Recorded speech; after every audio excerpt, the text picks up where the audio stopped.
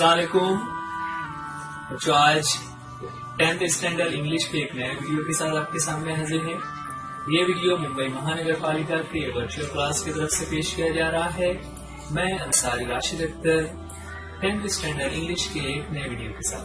तो चलिए शुरू करते हैं आज का हमारा लेसन। आज 10वीं जमात में जो हम टॉपिक देखने जा रहे हैं, सेकंड यूनिट का फर्स्ट टॉपिक जो कि एक पोएम है, उसकी शुरुआत हम करेंगे जिसका टाइटल है you start dying slowly. Unit 2.1। ये video SSC Urdu medium students के लिए थर्ड लैंग्वेज इंग्लिश का टॉपिक। तो चलिए शुरुआत करते हैं आज के हमारे टॉपिक की।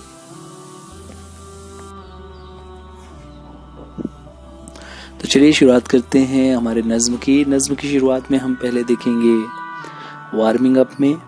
वार्मिंग अप में हमारे पास 3 एक्टिविटीज दी हुई हैं जो कि चिट चैट सेक्शन में है। चिट चैट इससे पहले आपने किया है यूनिट 1 में। चिट चैट से मुराद ये है कि ऐसी एक्टिविटीज जहाँ पर आप तमाम बच्चों को कम्युनिकेशन में पार्टिसिपेट करना है, कुछ क्वेश्चन आंसर या कुछ इन्फॉर्मेशन आपको इंग्लिश में पेश करनी है। शुरुआत करते हैं। उसका पहला क्वेश्चन है जो एक एक्टिविटी दी हुई है। क्वेश्चन है कि assuming ABCD as speakers, ask the assigned questions in your group and discuss।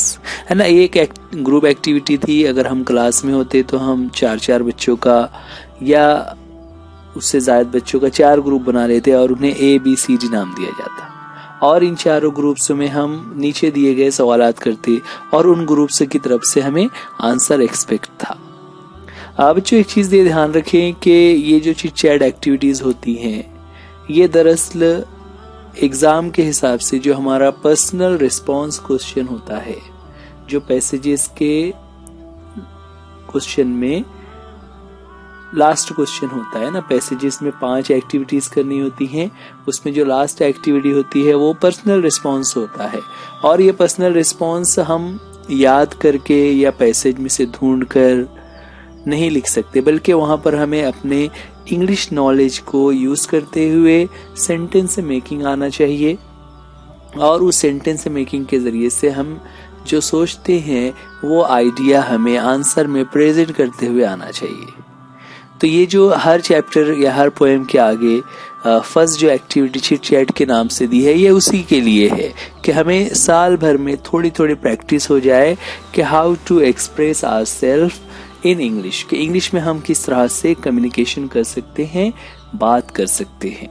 Right. सो यहाँ पर जितनी भी एक्टिविटीज हमारे वार्मिंग अप की होती हैं, चिट चैट की होती हैं, उसको आपको पार्टिसिपेट होना है। क्योंकि यहाँ पर हम ऑनलाइन पढ़ रहे हैं और आप इस वीडियो को लाइव नहीं देख रहे हो, इसलिए हम आपको पार्टिसिपेट तो नहीं कर सकेंगे, लेकिन आप एक काम कर सकते हैं कि इस क्वेश्चन के, इस एक्टिविटी के आंसर आप अपने नोटबुक में लिख कर अपने टीचर से चेक करा सकते हैं, क्योंकि एट द एंड आपको आपके एग्जाम में सारी चीजें राइटिंग में देती है। तो चलिए देखते हैं जो क्वेश्चंस दिए हुए हैं। पहला क्वेश्चन ए ग्रुप के लिए था कि if you do not study well what will happen. तो देखिए यहाँ पर ये जो क्वेश्चन है ये ग्रुप 1 के लिए था। तो ग्रुप 1 के लिए जो क्वेश्चन दिया हुआ है तो जाहिर सी बात है उसमें अलग अलग बच्चे अलग अलग आंसर दे सकते हैं। तो अलग अलग आंसर देने का मकसद ही यही है कि पर्सनल रिस्पांस क्वेश्चन में जो शख्स जैसा सोचता है, जैसा समझता है, उसे वैसा ही आंसर देना है। यहाँ पर क्वेश्चन है if you do not study well what will happen, कि अगर आपने स्टडी सही से नहीं की तो क्या होगा। तो यहाँ पर आंसर जो रहेगा उसका टॉपिक तो सेम रहेगा, लेकिन बच्चों के बोलने का तरीका अलग हो सकता है। कोई कहेगा कि मुझे एग्जाम में कम मार्क्स मिलेंगे, कोई कहेगा कि मेरा रिजल्ट खराब हो जाएगा, है ना। तो there can be different answers. आपको आंसर किस तरह बनता है, इफ यहाँ पर सबसे पहले एक चीज ध्यान रखनी है कि जब इस तरह से कोई स्टेटमेंट दिया हुआ हो और उसमें प्रोनाउन यू का यूज किया हुआ है तो आंसर लिखते वक्त आपको यू की जगह पर आई लिखना होगा। तो आप इस तरह से कह सकते हैं कि if I do not study well, ये इतना स्टेटमेंट का पार्ट है तो उतना वैसे हो जाएगा। उसके आगे जो क्वेश्चन है व्हाट विल हैपन, वहां पर हम अपनी तरफ से एक जुमला ऐड करेंगे। तो वो जुमले में हम आई से शुरुआत करेंगे। जुमला हो जाएगा if you do not study well. इस क्वेश्चन को हम करेंगे if I do not study well, comma I will fail in the exam. If I do not study well, I will get a bad result. If I do not study well, my result will be very poor. इस तरह के answers बन जाते हैं, right? तो आपको एक sentence उसके आगे जोड़ते होना चाहिए। सेकंड क्वेश्चन है हमारे डेली लाइफ में है कि if you wake up late on a working day, है ना। वर्किंग डे यहाँ पर एज ए स्टूडेंट हमारा वर्किंग काम होता है स्कूल जाना। तो एक स्कूल वाले दिन, जिस दिन हमें स्कूल जाना है, आपका मॉर्निंग का स्कूल है, आपको 7:10 को स्कूल पहुंचना होता है, उस दिन अगर आप लेट उठते हैं सो व्हाट विल हैपन। तो कई चीजें हो सकती है कि you will be punished in the school, you will miss your classes, है ना, you will lose your studies. इस तरह के उसके आपके आंसर्स हो सकते हैं। Then next is if you do not exercise regularly what will happen. Now हमारी हेल्थ से रिलेटेड एक क्वेश्चन हो गया है कि if you do not exercise regularly what will happen. देखिए यहाँ पर अलग अलग हमारी लाइफ से रिलेटेड टॉपिक्स आ रहे हैं। पहला स्टडी के बारे में था, दूसरा डेली रूटीन में वेकअप के बारे में था, और तीसरा एक्सरसाइज आ गया कि अगर आप एक्सरसाइज नहीं करते हो तो क्या होगा, you will be physically weak ना, आप जिस्मानी तौर से कमजोर रहेंगे, you will not be strong enough. तो ये आंसर्स आपको सोचने हैं। Next is if you eat too much of junk food what will happen. कि अगर आप बहुत सारा जंक फूड यूज करते हैं ना, what is junk food. Junk food generally हम कह सकते हैं जो चाइनीज फूड आइटम्स होते हैं, they are a kind of junk food. उसके अलावा जो वड़ा पाव है या फिर जो पैकिंग के फूड्स होते हैं ना, Kurkure, chips, potato chips, tomato chips, different kinds of like that. तो ये सारे फूड्स जंक फूड कहलाते हैं, जो कि सिर्फ हमारी थोड़ी सी भूख को कम कर देते हैं, हमारी भूख को मिटा देते हैं, लेकिन हेल्थ के तौर पर अगर हम देखें तो हमें उससे बहुत ज्यादा फायदा नहीं मिल रहा होता है। तो यहाँ क्वेश्चन है कि if you eat too much of junk food, यानी आप रोटी, सालन, चावल, सब्जियां, गोश्त, इन तमाम चीजों को छोड़कर बहुत ज्यादा जंक फूड खाते हो, आप रोजाना चाइनीज की दुकान पर जाकर चाइनीज राइस खा रहे हो, चिकन राइस खा रहे हो, ट्रिपल राइस खा रहे हो, लाइक दैट, है ना, और उसके बदले में आपके घर पर जो दाल, चावल, सब्जियां, गोश्त, सालन ये पक रहा है, आप उन चीजों को नहीं खा रहे हैं। सो ऐसा करने से क्या होगा, at the end after some times you will fall ill, आप बीमार होना शुरू हो जाएंगे, you will get weak physically, जिस्मानी तौर से आप कमजोर होते चले जाते हो। Now next is if you do not participate in school activities और गेम्स। देखिए हमारे स्कूल से वापस एक क्वेश्चन आ गया कि अगर आप स्कूल के किसी भी एक्टिविटीज में, गेम्स में हिस्सा नहीं लोगे तो उससे क्या होगा, क्या वो प्रोग्राम रुक जाएगा? नहीं। देखिए एक चीज आपने अब तक समझ ली होगी, आप 10th में आ गए हो, कि आप किसी प्रोग्राम में पार्टिसिपेट करें या ना करें, the programme is always done by some other students, लेकिन जो हिस्सा नहीं लेगा तो उसका नुकसान ही होता है। He will not get the chance after school life is over. Okay?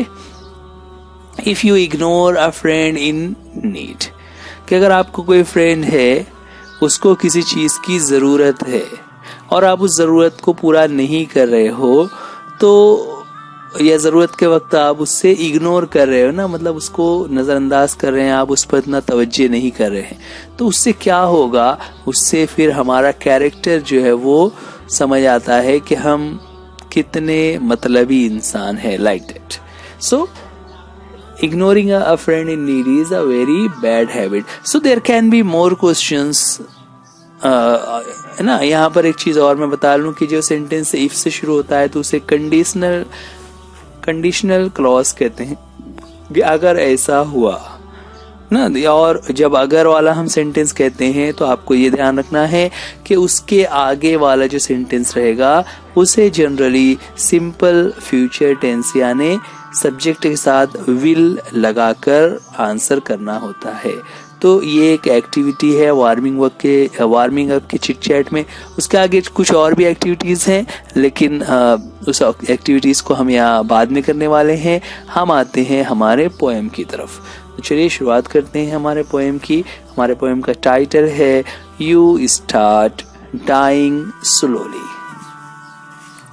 है ना. यहाँ पर दो वर्ब्स यूज किए हुए हैं, एक है स्टार्ट और एक है डाइंग ना. बच्चों यहाँ पर ग्रामर के हिसाब से अगर हम देखें तो यहाँ का जो मेन वर्ब है वो है स्टार्ट, और डाइंग जो कि आईएनजी फॉर्म में दिया हुआ है वो एक्चुअल में है जीरंड.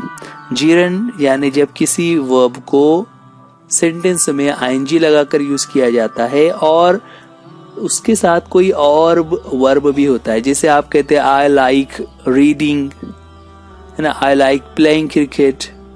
तो इस तरह से ये जो प्लेइंग हम कह रहे हैं वो जीरंड कहलाता है. जीरंड इससे पहले हमने पढ़ा है और ग्रामर में हम दूसरे वीडियोस में उसके बारे में पढ़ने वाले हैं. तो you start dying slowly. Dying slowly है ना. सबसे पहली बात ये समझ लीजिए कि डाई है ना, DIE डाई यानी मर जाना. तो ये मरने का जो अमल होता है तो वो इंस्टेंट ही होता है ना, कि आदमी कुछ हुआ कि बहुत ज्यादा उम्र हो गई, तो अलग अलग रीजंस होते हैं डेथ के. उसके बाद एज हो जाती है, या कोई एक्सीडेंट हो जाता है, या कोई बीमार पड़ जाता है, कोई ऐसी डिसीज हो जाती है कि उसमें इंसान की मौत हो जाती है. These things are the reasons for death, है ना. लेकिन यहाँ पर डाइंग स्लोली, अगर उसका उस मीनिंग को हम देखें कि धीरे धीरे से आप आहिस्ता आहिस्ता आप मरना शुरू हो जाते हैं, तो ये एक फ्रेज है. और फ्रेज का मीनिंग जो होता है वो डिक्शनरी के हिसाब से उसका मीनिंग नहीं लिया जाता, बल्कि उसका कुछ और डीप मीनिंग होता है. यानी जो वर्ड्स लिखे रहते हैं वो सेम टू सेम मीनिंग नहीं होते, बल्कि अलग मीनिंग होते हैं. तो यहाँ पर हमारी बुक में उसका मीनिंग दिया हुआ है. पहले हम एक लाइन यहाँ पर फर्स्ट स्टांजा देखते हैं, उसके बाद हम डाइंग स्लोली को देखेंगे. यहाँ पर कुछ कंडीशनल सेंटेंसेस दिए हुए हैं कि if you do not travel, if you do not read, if you do not listen to the sounds of life, if you do not appreciate yourself. 4 sentences दिए हुए हैं. देयर आर 4 क्लॉजेस, चारों ही if से शुरू हो रहे हैं. पहला है if you do not travel. अगर आप सफर नहीं करते हो, सफर नहीं से मुराद कि आप एक रूटीन है आपका, आप घर से निकलते हो, स्कूल जाते हो, स्कूल की छुट्टी होती है, आप वापस घर आ जाते हो, आप कहीं और नहीं जाते, तो उसे यहाँ पर हम ट्रैवल कहेंगे. If you do not travel, कि आप कभी सफर नहीं करते, यानी अपने रूटीन के अलावा कहीं नहीं जाते. If you do not read, आप कुछ भी पढ़ाई नहीं करते, आप कुछ भी मुतालिया नहीं करते हो, यानी ना तो आप न्यूज़पेपर पढ़ते हो, ना आपको किताबें पढ़ने का शौक है, ना आप किताबें, मैगजीन, न्यूज़पेपर, आप कुछ भी नहीं पढ़ रहे हो. आप सिर्फ अपने स्कूल के सिलेबस इतना थोड़ा सा पढ़ लेते हो क्योंकि आपको एग्जाम देना होता है, तो वो रीडिंग नहीं कहलाता, वो तो हम एग्जाम के लिए पढ़ रहे होते हैं. रीडिंग का मतलब क्या हुआ कि न्यूज़पेपर या कोई बुक आप पढ़ रहे हो other than the syllabus book. Third है कि if you do not listen to the sounds of life. देखिए यहाँ पर ये बहुत इंटरेस्टिंग है. साउंड्स ऑफ लाइफ यानी जिंदगी की आवाजें. जिंदगी की आवाजों से मुराद क्या हुआ कि हमारे आसपास जो कुछ भी हो रहा है उसमें कुछ चीजें ऐसी होती है जो हमें अच्छी लगती हैं, कुछ चीजों को कुछ वाकयात को देखकर, कुछ आवाज़ों को सुनकर हमें खुशी होती है, कुछ को देखकर या कुछ को सुनने के बाद हमें वी बिकम सैड, है ना। जैसे अगर हमारे आस पड़ोस में कहीं पर शादी है और वहां पर सब खुशी का माहौल है तो वी आल्सो एंजॉय इट, या फिर कहीं पर किसी का इंतकाल हो जाता है तो वी आल्सो बिकम सैड। तो इस तरह ये साउंड्स ऑफ लाइफ हैं, है ना। किसी का बर्थडे आ गया हुआ है या किसी के घर में कोई बीमार हो गया है, कोई कुछ मुकाबले में जीत कर आ गया हुआ हो, कहीं पर कोई हादसा हो गया हो, हर तरह की चीजें पॉजिटिव भी होती है, निगेटिव भी होती हैं। तो ये साउंड्स ऑफ लाइफ हैं।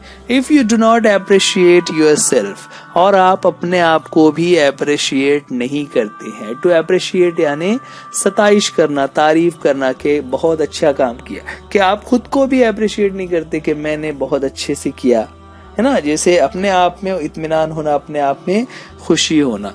तो ये तमाम चीजें अगर आप नहीं कर रहे हो, निगेटिव सेंटेंसेस दिए हुए हैं, नॉट का यूज किया हुआ है कि अगर आप ये नहीं कर रहे हो तो इन सब का मतलब क्या हुआ, you start dying slowly.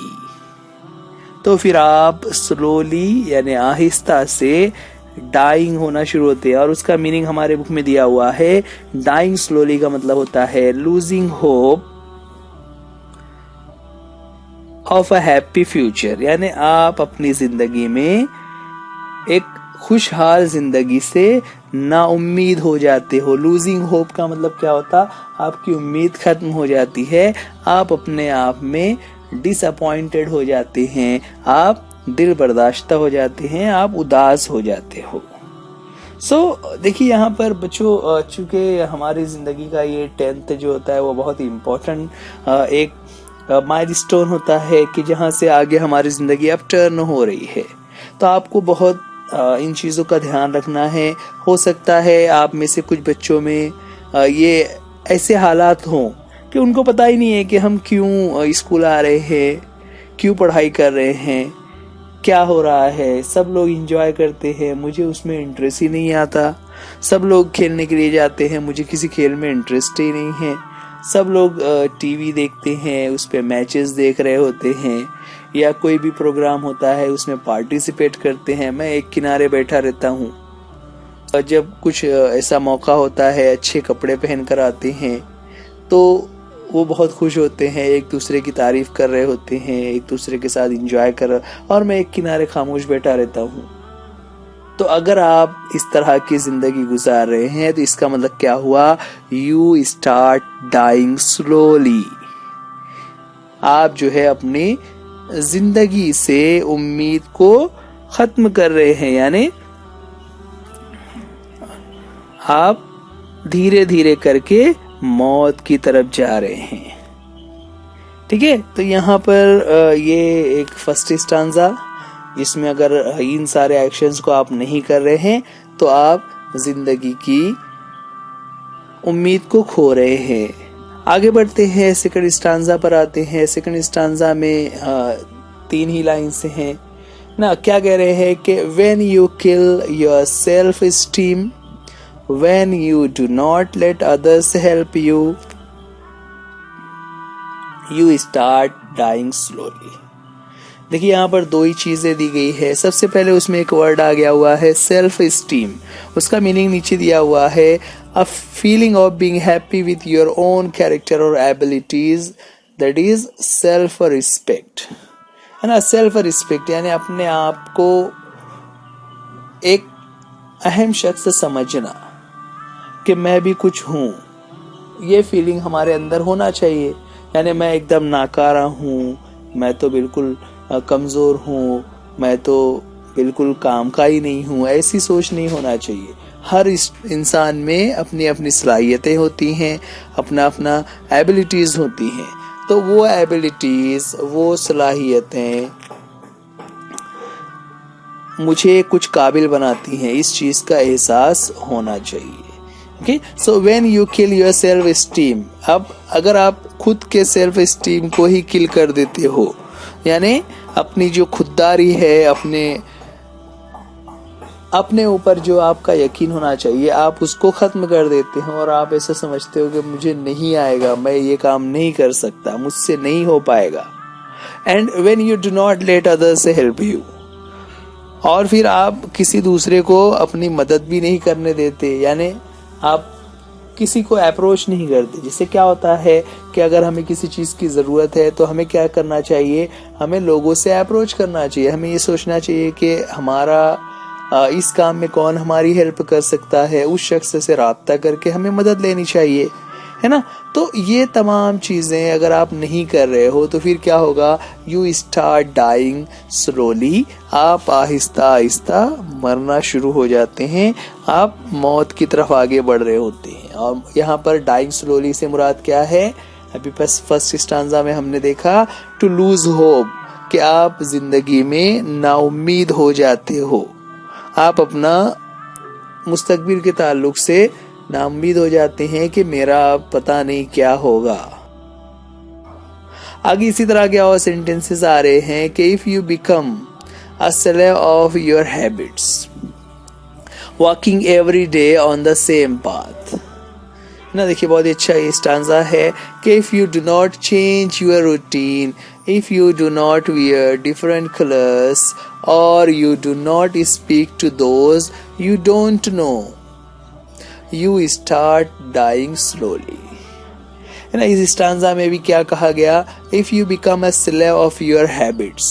Slave कहते हैं गुलाम को, यार हैबिट्स इससे पहले हमने पढ़ा हुआ है, गुड हैबिट्स, बैड हैबिट्स, है ना। हैबिट्स यानी आदतें, कि अगर आप अपनी आदतों के गुलाम बन जाते हो, आदतों के गुलाम से मतलब क्या, तो वो नीचे उसका मीनिंग भी दे दिया हुआ है उसके नेक्स्ट लाइन में कि walking every day on the same path ना, रोजाना एक ही तरीके पर चलना। एक ही तरीके पर चलना मतलब कि रोजाना सेम जिंदगी गुजारना, कि सुबह में उठे, तैयार हुए, स्कूल आए, स्कूल से वापस घर पर गए, घर पर तमाम चीजें फिक्स हैं कि ये करना है, ये करना है, ये करना है, रात हो गई सो जाना है, सुबह उठना है, फिर स्कूल आना है, अगले दिन फिर वैसा ही काम। तो इसे कहा जाता है स्लेव ऑफ हैबिट्स, कि कोई तब्दीली नहीं हो रही है, रोज का काम सिर्फ रूटीन के जैसा। जिस तरह कोई मशीन होती है ना, कि किसी मशीन को हम देखें, जैसे फॉर एग्जांपल अगर हम जेरोक्स मशीन की बात करें तो उसका काम क्या होता है, जो पेपर उस पर रखा गया उसको प्रिंट करके निकालना, तो एक तरफ से पेज अंदर जाता है, घूमकर बाहर निकल जाता है, हर बार उसमें ऐसा ही हो रहा होता है ना, उसमें कोई तब्दीली नहीं होती। तो हम तो मशीन तो नहीं है, तो हमें अपनी आदतों में लचक रखना चाहिए कि कभी किताब पढ़ ली, कभी खेलने के लिए ग्राउंड पर चले गए, कभी कहीं पर ट्रैवलिंग कर लिया, किसी दोस्तों के साथ किसी पहाड़ी मकाम पर, गार्डन पर हम घूमने के लिए चले गए। तो इस तरह हमें अपनी हैबिट्स में फ्लेक्सिबिलिटी रखना चाहिए, लचक रखना चाहिए। लेकिन अगर आप ऐसे नहीं हैं, बल्कि आप स्लेव ऑफ योर हैबिट्स हो गए हैं, यानी अपनी आदतों के गुलाम हैं, आप रूटीन से हटकर कुछ नहीं करते। If you do not change your routine, if you do not wear different colours, और you do not speak to those you don't know, है ना। मतलब wear different colours, wear different colours यहाँ पर उसके दो मीनिंग होते हैं। पहला तो वही है जो कपड़े से मुताल्लिक है, लेकिन उसका फ्रेजल मीनिंग भी होता है कि to change routine in life, है ना। वियर डिफरेंट कलर का मतलब क्या होता है, अपने आप को बदलना। तो आप अगर नहीं बदलते, if you do not speak to those, आप ऐसे लोगों से बात नहीं करते, यू डोंट नो, है ना। अब ऐसा कब होगा, जब हम किसी नई जगह पर जाएंगे तो जाहिर सी बात है वहां पर हमें नए लोग मिलेंगे, नए लोग मिलेंगे तो हम उनसे बात करेंगे। हम अगर जाते ही नहीं, हम अपने ही रूटीन में बैठे हुए हैं, तो फिर क्या होगा, हम किसी नए शख्स से बात ही नहीं कर रहे हैं। और जब ऐसा बहुत दिनों तक होते आ रहा है तो यू स्टार्ट डाइंग स्लोली, आप फिर धीरे धीरे आहिस्ता आहिस्ता मरना शुरू कर देते हैं, मतलब आप अपनी जिंदगी से नाउम्मीद हो जाते हैं। नाउ द नेक्स्ट स्टांजा है, if you avoid to feel passion and their turbulent emotions, those which make your eyes glisten and your heart beat fast, you start dying slowly. के नेक्स्ट स्टांजा में है if you avoid to feel the passion. Feel passion, passion कहते हैं जोश, जज्बे को, है ना। जैसे क्या होता है कि जब हम कोई टारगेट लेकर काम कर रहे होते हैं तो वो टारगेट हमें एक जोश दिला देता है। जैसे अभी मैं मिसाल लूंगा कि अगर आप क्रिकेट मैच खेल रहे हो और उस क्रिकेट मैच में आपको पता है कि आपको आपकी टीम को जीतने के लिए 20 बॉल पर 24 रन बनाने हैं, तो और फिर उसमें अगर आपके फर्स्ट बॉल पर ही 6 लग जाए तो फिर क्या होता है, आपके अंदर एक जज्बा पैदा हो जाता है कि हाँ हम आसानी से उसे कर सकते हैं। तो ये जो एक जज्बा है, अगर आपके अंदर इस तरह के जज्बात नहीं है, आप अवॉइड कर रहे हो, एंड देयर टर्बुलेंट इमोशंस, है ना। इमोशंस भी जज्बात को कहते हैं कि आपके अंदर इस तरह के कोई अनस्टडी, टर्बुलेंट का मीनिंग दिया हुआ है अनस्टडी। अनस्टडी का मतलब क्या हुआ कि जो उसे वहां उर्दू में कहेंगे जो मुस्तरिब है, परेशान है, हमेशा कोशिश में लगा हुआ है, वो इत्मीनान और सुकून से नहीं बैठा हुआ। कि आपके जज्बात खामोश नहीं है कि भाई ठीक है सब चल रहा है, मैं पढ़ाई करता हूँ, मैं घर पर बराबर से खाना खा लेता हूँ और बस, ऐसा नहीं, बल्कि आपके इमोशंस जो है वो टर्बुलेंट होना चाहिए। तो those which make your eyes glisten, है ना, ऐसे जज्बात होना चाहिए जिससे आपकी जो आईज हैं वो ग्लिसन हो, है ना। ग्लिसन का मतलब नीचे दिया हुआ है शाइन एंड स्पार्कल, यानी आपकी आंखों में चमक होना चाहिए। आंखों में चमक से मुराद क्या होता है, आंखों में चमक उस वक्त होती है जब हम किसी चीज को कामयाब होता हुआ देख रहे होते हैं, तो खुशी से हमारी आंखों में वो खुशी के जज्बात झलक रहे होते हैं, जिससे कहा जाता है आंखों में चमक होना। तो which make your eyes glisten, कि ऐसे जज्बात आपके अंदर हों जो आपकी आंखों में चमक पैदा कर दें। And your heart beat fast, और आपकी जो हार्ट बीट है वो फास्ट हो जाए, मतलब आपका जो दिल है वो जोर से धड़कना शुरू हो जाए। और जोर से कब धड़केगा, जब आप जज्बात में आ जाएंगे, आपको किसी काम के करने में जज्बात हो। तो देखिए यहाँ पर बच्चों शुरू में वर्ड दिया हुआ है यू अवॉइड, कि अगर आप इन तमाम चीजों को अवॉइड करते हो, यानी आप उसे नहीं कर रहे हो, इन चीजों से बच रहे हो, देन लास्ट लाइन है यू स्टार्ट डाइंग स्लोली, आप अपनी जिंदगी में नाउम्मीद हो जाएंगे, आप अपने मुस्तकबिल और अपने आगे आने वाली जिंदगी को खो देंगे, आप कामयाब नहीं हो सकेंगे। Then coming to the last stanza of the poem, if you do not change your life when you are not satisfied with your job or with your love, if you do not risk what is safe for the uncertain, if you do not go after a dream, if you do not allow yourself, and least once in your lifetime, to run away from sensible advice.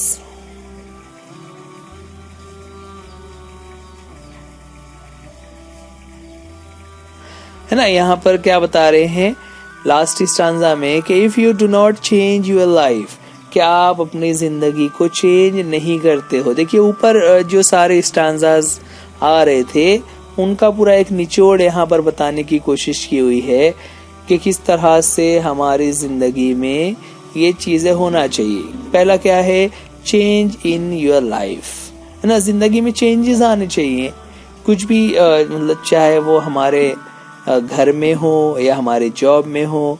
और ऐसा change कब होना चाहिए, when you are not satisfied, जब आप satisfied नहीं है, है ना। जैसे बहुत सारे लोग होते हैं कि वो किसी जॉब पर हैं लेकिन उस जॉब में वो सेटिस्फाई नहीं है, तो उन्हें वो जॉब चेंज कर लेना चाहिए।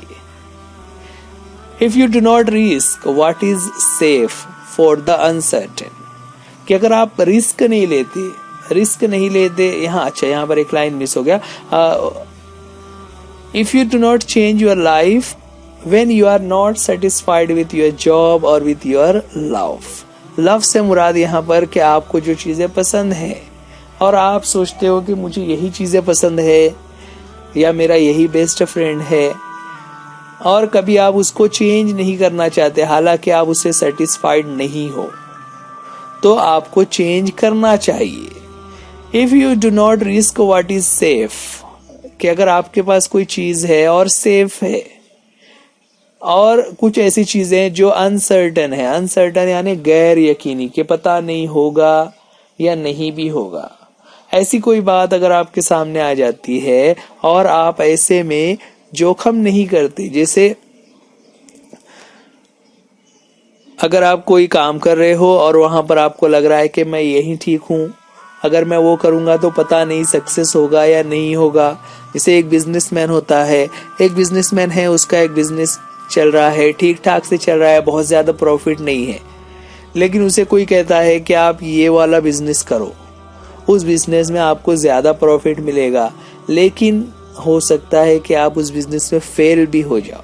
तो ये जो फेल होने का रिस्क है, ये जो खतरा है, उसकी वजह से अगर आप किसी ऐसी चीज में नहीं जाते, बल्कि आप सेफ रहकर खामोशी से अपनी जिंदगी गुजारना चाहते हो, तो उसके बारे में कह रहे हैं if you do not go after dream, है ना, अगर आप अपने ख्वाबों के पीछे नहीं भाग रहे हो, if you do not allow yourself at least once in your lifetime to run away from sensible advice, कि कभी ना कभी जिंदगी में एक मर्तबा, है ना, वंस इन अ लाइफ, कम से कम एक मर्तबा आपको सेंसिबल एडवाइस से दूर भागना चाहिए ना। दूर भागना चाहिए मतलब आपको कुछ ऐसी चीजें भी कभी ना कभी जिंदगी में एक आध मर्तबा ऐसा काम करना चाहिए जो सबसे अलग हो, जो सबसे हटकर हो।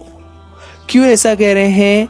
क्योंकि अगर हम ऐसा करते रहेंगे तो हमारी जिंदगी में एक उम्मीद बाकी रहेगी। सो इफ यहाँ पर लास्ट में जो 3 डॉट्स है, इसका मतलब क्या हुआ? वहां पर वो ऊपर की फर्स्ट लाइन को रिपीट कर दिया जाएगा कि यू स्टार्ट डाइंग स्लोली, कि अगर आप ये सारे काम नहीं कर रहे हो तो आप नाउम्मीद हो जाते हैं, आप जिंदगी में मायूस होना शुरू हो जाते हैं। तो बच्चों, ये थी आज की हमारी पोएम को अगर हम देखें तो ये एक तरीके से फ्री वर्स है, जिसमें राइम स्कीम या राइम पैटर्न नहीं दिया हुआ है ना। इसी तरह इसमें स्टांजास की जो लाइंस हैं वो भी अलग अलग हैं। कोई लाइन बहुत बड़ी है, कोई लाइन बहुत छोटी है। और एक चीज और यहाँ पर मैं बता दूं, ग्रामर के हिसाब से बच्चों की ये जो इफ से सेंटेंस शुरू हो रहा है, ये इफ यानी अगर आप ऐसा नहीं करते हो, इसका मतलब क्या हुआ कि आपको ऐसा करना चाहिए, है ना। हम इफ का यूज कब करते हैं? इफ और नॉट का यूज कब करते हैं? जब हम किसी काम के नहीं करने के नुकसान बता रहे हैं कि if you do not study you will fail. इसका मतलब क्या हुआ कि you should study. One more thing कि जहां पर इफ और नॉट लगा हुआ है, उसको अगर हम पॉजिटिव में अफर्मेटिव सेंटेंस बनाएंगे तो अफर्मेटिव में हम शुड का इस्तेमाल कर सकते हैं। तो ये थी हमारी पोएम, उसका हम एप्रिसिएशन देख रहे हैं। आगे देखते हैं। एप्रिसिएशन में हम देखते हैं यहाँ पर एप्रिसिएशन के लिए बच्चों कुछ पॉइंट्स दिए हुए रहेंगे। उन पॉइंट्स की मदद से हमें एप्रिसिएशन लिखना रहेगा। आमतौर से जो पॉइंट्स दिए हुए होते हैं उसमें से हमने यहाँ कुछ लिया हुआ है। पहला पॉइंट रहेगा टाइटल का। तो इस पोएम का टाइटल हमें बताना है। पोएम का टाइटल अभी हम जब पोएम पढ़ रहे थे तो हमने शुरू में ही टाइटल देखा था। आपके एग्जाम में क्वेश्चन पेपर पे जो पोएम रहेगी उसका टाइटल भी लिखा हुआ रहेगा। तो पोएम का टाइटल हो जाता है यू स्टार्ट डाइंग स्लोली। उसके बाद नेक्स्ट है poet. Who is the poet of this poem? तो पोएट का नाम कहाँ पर होता है वो आपको ध्यान रखना है। पोएम के लास्ट में राइट हैंड पर पोएट का नाम था पैब्लो नेरुदा।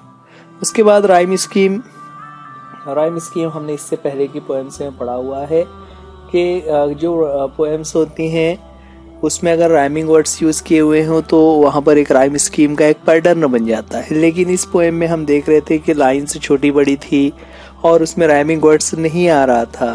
तो इस तरह जब किसी पोएम में राइमिंग वर्ड्स ना आ रहे हो तो उस नज्म को फ्री वर्स कहते हैं। अगर राइम स्कीम होता तो वहाँ पर ए बी बी सी सी इस तरह से हमें कुछ नाम देने होते। उसके बाद नेक्स्ट जो है वो बहुत ही ईजी क्वेश्चन है। फेवरेट लाइन, आप कोई सी भी लाइन लिख सकते हो, लेकिन अपने अपने टेस्ट की बात होती है। यहाँ पर मैंने जो लाइन लिखी हुई है, at least once in your lifetime to run away from sensible advice ना, जो लास्ट स्टांजा की ये लाइन आ रही थी, ये मुझे फेवरेट लग रही है इसलिए मैंने उसे लिखा। आप कोई सी भी लाइन लिख सकते हो। Then next is figure of speech. Figure of speech यहाँ पर मेटाफर का यूज काफी जगहों पर किया हुआ है ना। दो एग्जाम्पल हमने देखी थी, sounds of life and colours of life. Sounds of life and colours of life, ये जिंदगी के मुख्तलिफ हालात को बयान करने के लिए इस तरह के वर्ड्स यूज किए हुए हैं, जो जिंदगी में खुशी, गम, दुख है ना, इस तरह के जो जज्बात हमारे होते हैं उनको बताने के लिए ये किया जाता है। बच्चों, ये वीडियो आप बीएमसी के एजुकेशन चैनल पर देख रहे हैं। आप इस चैनल को सब्सक्राइब कीजिए, बेल आइकॉन को जरूर दबाइए ताकि आपको वीडियो का नोटिफिकेशन मिलता रहे। वीडियो को आप लाइक कीजिए, अपने दोस्तों के साथ शेयर कीजिए, और अगर इसमें आपको कोई डिफिकल्टी आ रही हो तो आप हमें कमेंट्स में जरूर बताइए। बच्चों, आज के लिए इस वीडियो में इतना ही। उम्मीद करते हैं ये लेसन आपको समझ आ गया होगा।